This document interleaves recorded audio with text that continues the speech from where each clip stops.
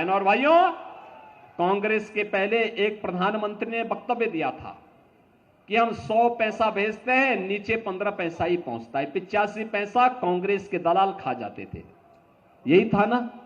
और मोदी जी ने हर गरीब का खाता खोल दिया। 100 पैसा दिल्ली से भेजते हैं, 100 का 100 पैसा उसके खाते में जाता है, बीच में कोई मध्यस्थ नहीं। का सुशासन की यह सबसे अच्छी, सबसे सटीक उदाहरण है। पैसा आपके खाते में जा रहा है। किसान कांग्रेस के समय आत्महत्या करता था, आज 12 करोड़ किसानों को किसान सम्मान निधि का लाभ प्राप्त हो रहा है। 12 करोड़ घरों में शौचालय का निर्माण हो गया है। 10 करोड़ घरों में उज्ज्वला योजना का सिलेंडर पहुंच गया है। और बहनों और भाइयों, 4 करोड़ गरीबों के घर बन गए हैं। और मोदी जी ने कहा कि इस बार आएंगे, आते ही शेष बचे हुए परिवारों को भी एक एक आवास उपलब्ध करवाने का काम करेंगे। अभी से कार्य योजना बन चुकी है। बहनों और भाइयों, मैं पूछना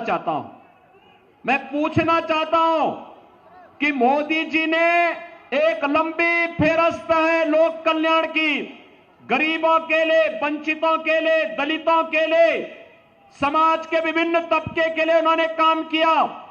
क्या किसी की जाति, किसी का मत, किसी का मजहब, किसी के क्षेत्र या किसी भाषा को देखा? नहीं। उनका तो मंत्र था सबका साथ और सबका विकास। उनका मंत्र ये नहीं था जो कांग्रेस कहती थी कि देश के संसाधनों पर पहला अधिकार मुसलमानों का है। कहां देश का हिंदू जाएगा, कहां सिख जाएगा? और अभी तो सिटीजनशिप अमेंडमेंट एक्ट लागू हुआ है। आप देखो, हिंदू और सिख, बौद्ध और जैनी, इन सभी लोगों को जो प्रताड़ित थे पाकिस्तान में, बांग्लादेश में, अफगानिस्तान में, जैसे ही नागरिकता देनी प्रारंभ हुई, आप देखें कांग्रेस के पेट में दर्द होने लग गया। कह रहे सब क्यों कर रहे हैं? अरे भाई, पीड़ित मानवता की सेवा भारत नहीं करेगा तो कौन करेगा? लेकिन एक कांग्रेसियों को देखो ना, ये दुर्बुद्धि है, इनके अंदर दुर्योधन की आत्मा प्रवेश कर गई है, ये मानने वाले नहीं है। और इसीलिए उस समय कहते थे कि भारत के संसाधनों पर पहला अधिकार मुसलमानों का है। और हम कहते थे कहां जाएगा हमारा हिंदू, कहां जाएगा हमारा दलित? आपने देखा होगा, मोदी जी ने अयोध्या में रामलला को विराजमान करा दिया। और रामलला को विराजमान कराने के बाद पहले रामलला को विराजमान बाद में कराया। पहले अयोध्या में हम लोगों ने इंटरनेशनल एयरपोर्ट बनाया है। उस इंटरनेशनल एयरपोर्ट का नाम महर्षि वाल्मीकि के नाम पर किया है। महर्षि वाल्मीकि, जिन्होंने राम से हमारा साक्षात्कार कराया, उनके नाम पर अयोध्या का एयरपोर्ट। और इसीलिए मैं वाल्मीकि समुदाय से भी कहना चाहूंगा, आइए ना अयोध्या में, वाल्मीकि जी की गुण गाथा को आप अयोध्या में देख करके सम्मान का अनुभव करेंगे। राम के साथ अपना संवाद और अपना संबंध जोड़ करके गौरव की अनुभूति करेंगे।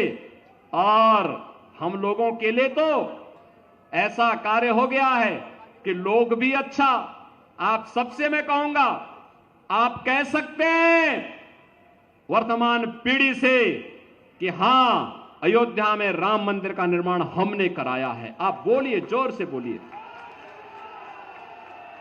नेतृत्व मोदी जी का है, कोई संदेह नहीं। लेकिन मोदी जी को ताकत आपके एक वोट से मिलती है। कमल चुनाव चिन्ह पर जो वोट आप देते हैं, ये सीधे मोदी जी के पास जाता है। वो मोदी जी की ताकत होती है।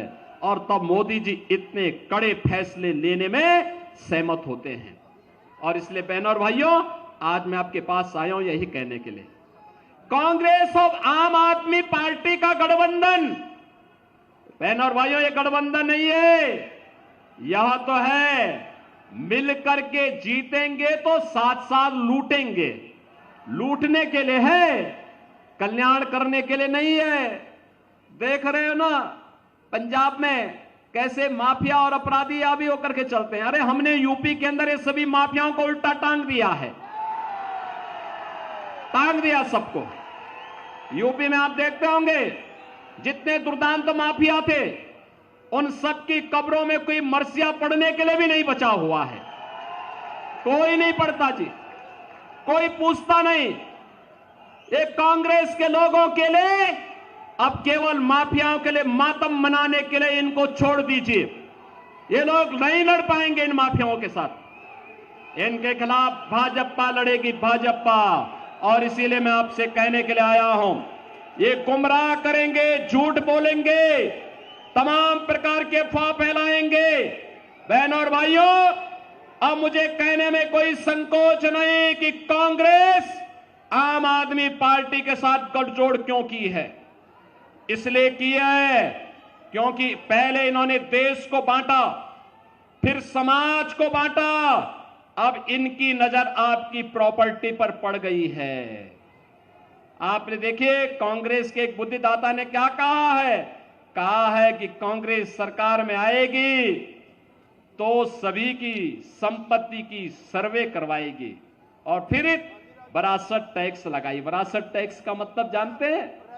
आपके बाप दादों की जो प्रॉपर्टी होगी, जो संपत्ति होगी, जो पैसा होगा, जो जेवर होगा, जो जमीन होगी, जो मकान होगा, उसमें से आधा ये कांग्रेस के लोग लेकर के मुसलमानों को आमंत्रित कर देंगे। क्या आप इसको स्वीकार करेंगे क्या?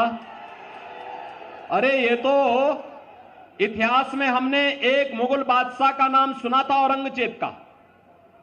औरंगजेब ने हिंदुओं पर जजिया कर लगाया था, कहा था या तो इस्लाम स्वीकार करो और नहीं तो जजिया कर दो।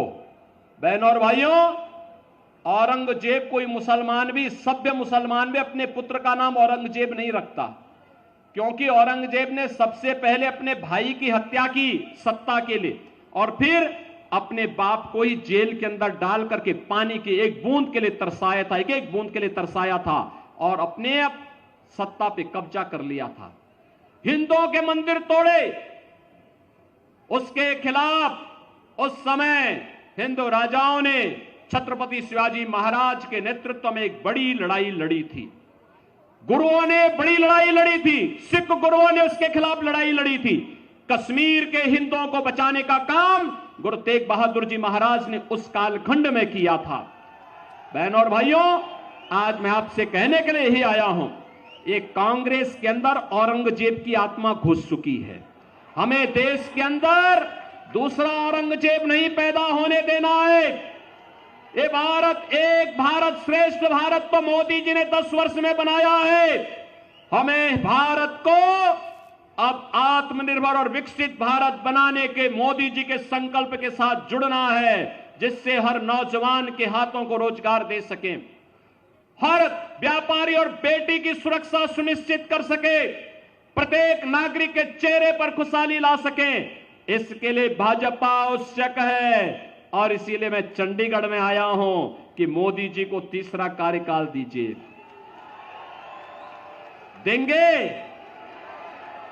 देंगे आप लोग? बहनों और भाइयों, 1 जून को आपका चुनाव है। 1 जून को है ना? 1 जून को है और इसीलिए मैं आया हूं। आपके पास समय, आज 20 मई है, आपके पास 10 दिन का समय है प्रचार के लिए। इन 10 दिनों में आप सभी चंडीगढ़ वासियों के घर में और खासतौर पर यूपी, बिहार, उत्तराखंड और वाल्मीकि समुदाय के साथ में जाकर के बोलिए कि महर्षि वाल्मीकि को सम्मान है। जो राम को ही नहीं मानता, वाल्मीकि को कैसे मानेगा कांग्रेस के लोग? कहां मानेंगे?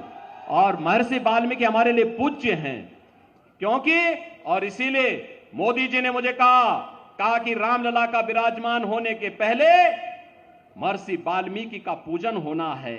हमने कहा एयरपोर्ट का नामकरण का प्रस्ताव में भेज रहा हूं, इंटरनेशनल एयरपोर्ट महर्षि वाल्मीकि के नाम पर पहला इंटरनेशनल एयरपोर्ट हमने यूपी में बनाया है, और भी अयोध्या का एयरपोर्ट। इसलिए उनके पास भी जाइए और उन सब से कहिए हमें भारत को नया भारत बनाना है, आत्मनिर्भर और विकसित भारत बनाना है। इसके लिए मोदी जी आवश्यक हैं।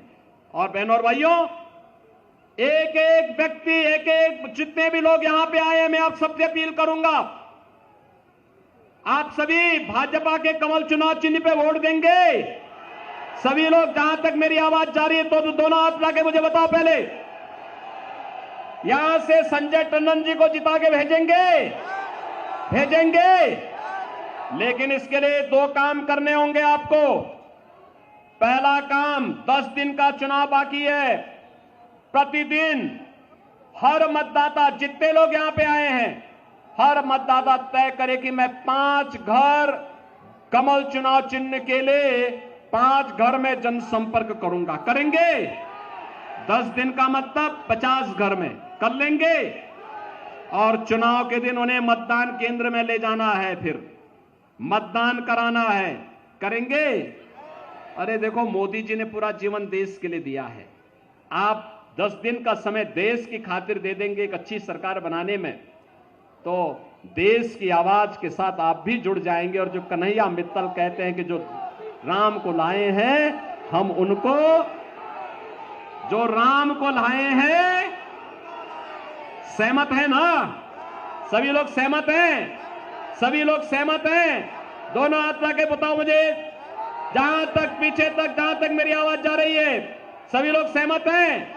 तो मेरे साथ बोलेंगे, भारत माता की, भारत माता की, भारत माता की जय श्री राम, जय जय श्री राम, जय श्री राम।